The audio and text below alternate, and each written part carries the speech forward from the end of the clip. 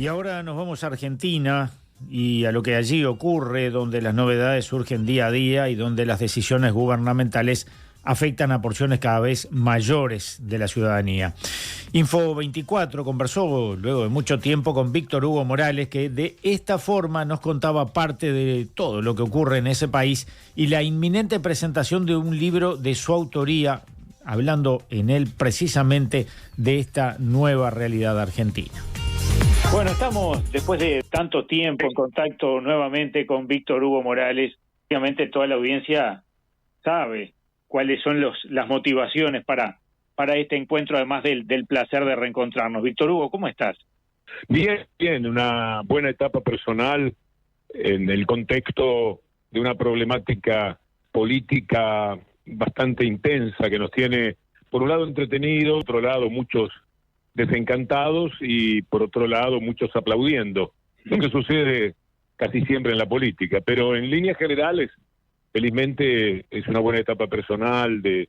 Acabo de terminar un libro que va a ser publicado para presentar un libro que es urgente sobre lo que entiendo yo que está pasando en la Argentina, mi mirada de la Argentina. Hay una obra de teatro, una segunda obra que he escrito y que se estrena en el mes de mayo en un lugar muy importante aquí en Buenos Aires, el Centro Cultural de la Cooperación. Y hay un viaje en mayo, la primera semana, a Italia, para recibir una distinción muy particular, que naturalmente yo no me la creo, pero me sirve para estar una vez más en Italia, estar de viaje y recibir algunos mimos, porque nunca viene el mal, porque me van a dar una distinción que se llama el poeta del calcio, con lo cual no estoy de acuerdo, por una cuestión de pudor además, pero que me hace muy feliz. O sea que enhorabuena, lo diga, es una linda etapa. Qué bueno, porque justamente el libro que tú me compartías, ya el borrador casi terminado, tiene mucho que ver con todo esto. Tú decías un libro urgente y yo diría profundamente necesario además. Creo que hay que hablar ahora en lo que está ocurriendo en la Argentina y no esperar las consecuencias, que van a ser muchísimas y yo estimo que muy negativas. Por lo tanto, todo lo que en estos primeros 100 días del gobierno de Milei ha ocurrido es altamente instructivo de lo que viene. Y a eso me refiero, a lo que ha pasado en estos 100 días y a lo que entiendo que va a ocurrir con un gobierno totalmente volcado a la derecha. Ahora, como siempre, el empresariado jugando un rol importante, ¿no? Yo veía, por ejemplo, este fin de semana, las cadenas Jumbo y Disco plegándose a una supuesta baja de precios a la que no accedieron en gobiernos anteriores, de pronto, o no con la misma intensidad con que aparentemente se lo están planteando en este momento, por ejemplo. Primero, que ya han robado todo lo imaginable en este tiempo en el que se desregularon los precios y entonces los empresarios y los supermercados han hecho cualquier cosa con la gente y se han llevado por delante la calidad de vida de una parte de la clase media y, por supuesto, de los más vulnerables que hay en todas las sociedades capitalistas. Por consiguiente, en este momento, para afirmarlo a Milei, para celebrar un triunfo por todo lo alto, rotundo de la derecha, necesitan económicamente dar algún alivio para que aparezca una inflación que esté por debajo de lo que Milei catapultó con sus medidas iniciales en la economía, la devaluación del dólar, del peso en realidad, y la desregulación de los precios que determinaron una verdadera locura en la economía de los argentinos. Hecho todo lo que ellos hicieron de diferencia en este tiempo, ahora pueden abocarse un par de semanas de marzo y ahora en abril, sobre todo que la del año pasado. Pero Milei se planteó un escenario en el cual, con las primeras medidas, hizo que saltara la inflación al 25%, de donde naturalmente era factible traerla hacia atrás cuando dejas a la gente sin dinero, los bolsillos completamente flacos y la capacidad de consumo absolutamente disminuida. En este momento, hecha una inmensa diferencia, una concentración de riqueza pavorosa, una verdadera vergüenza desde lo humano protagonizado por esa derecha que está detrás de Milei, esa derecha económica, ahora se permiten además darle a Milei un fundamento político que lo pueda sostener.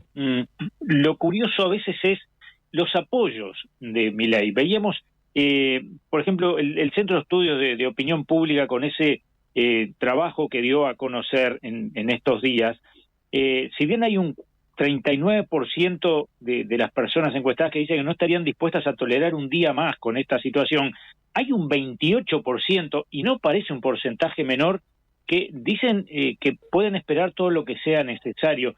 Es un tercio de la economía, de los habitantes económicamente más fuertes de la Argentina, que efectivamente, para darse la política que ellos consideran que es la mejor, la política ultra neoliberal, pueden decir que están aguantando, porque efectivamente eso sucede.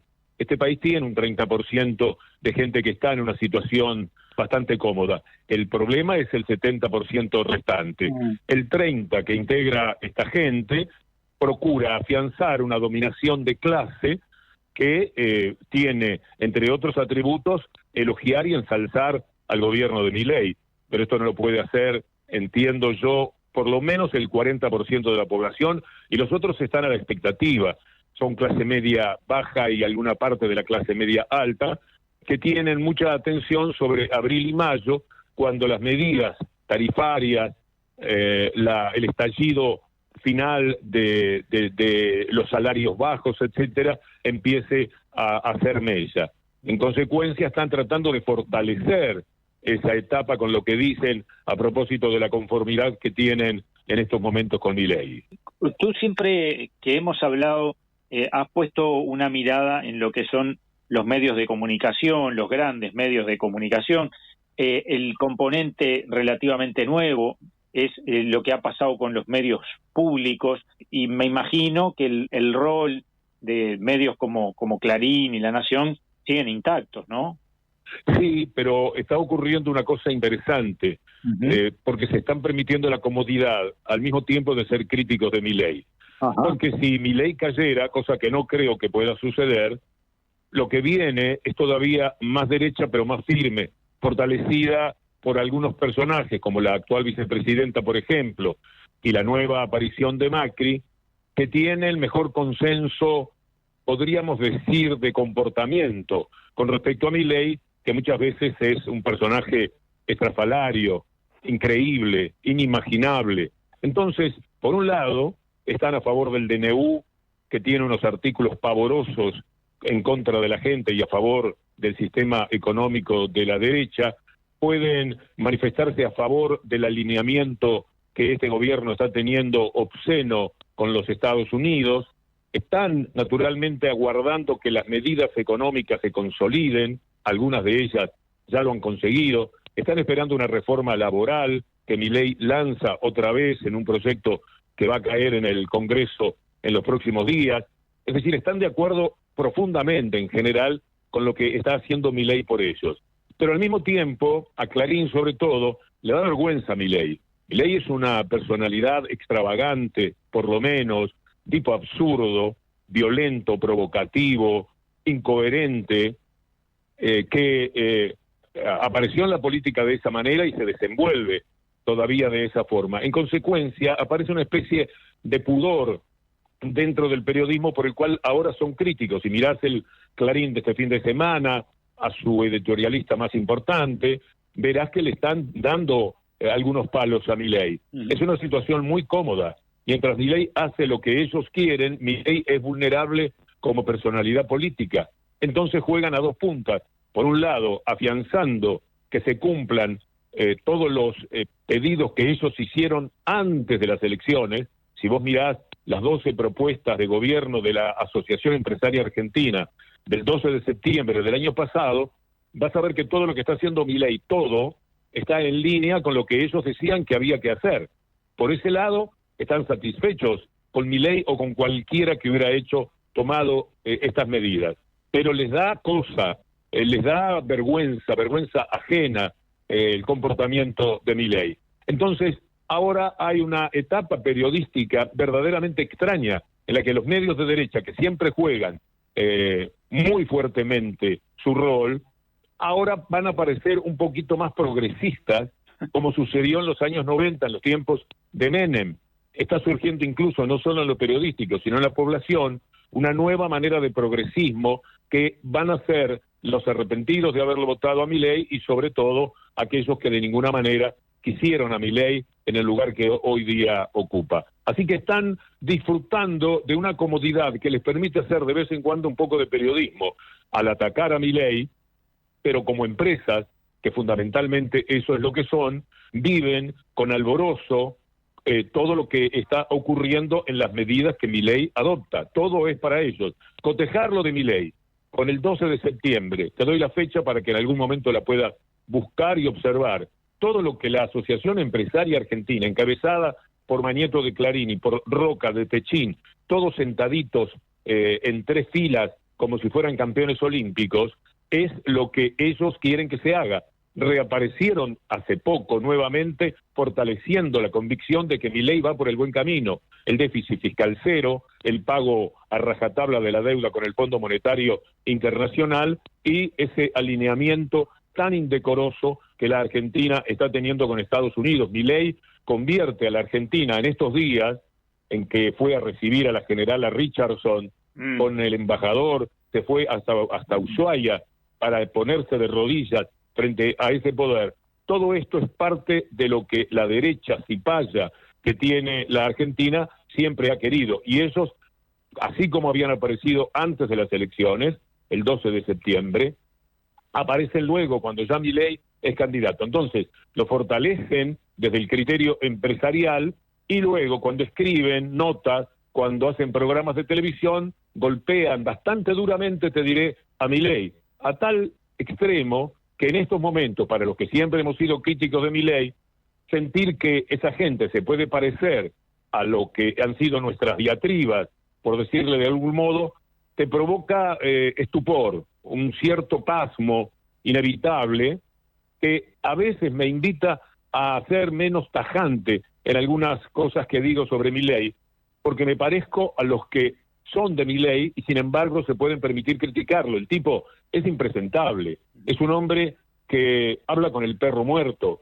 es un hombre que dice que hace 2000 años, ese es el comienzo de mi libro, que va a ser publicado si Dios quiere en los próximos días, dice que estuvo en el Coliseo Romano hace 2000 años, él era un gladiador y se enfrenta a un león. El león en realidad era el perro Conan, famoso perro que él clonó en los Estados Unidos y que le dio otros 4 pichichos.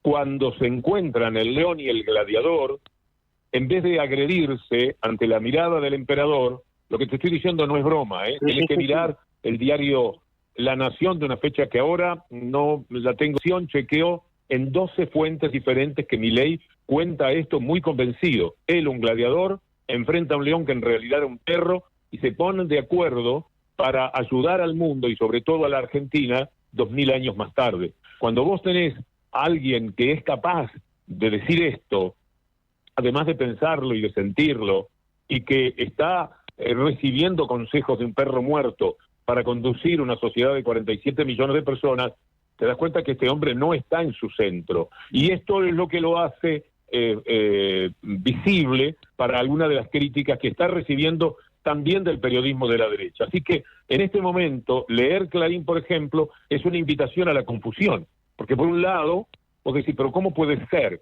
que digan esto de Milei si al mismo tiempo les parece fantástico, extraordinario, lo que está haciendo con la economía del país?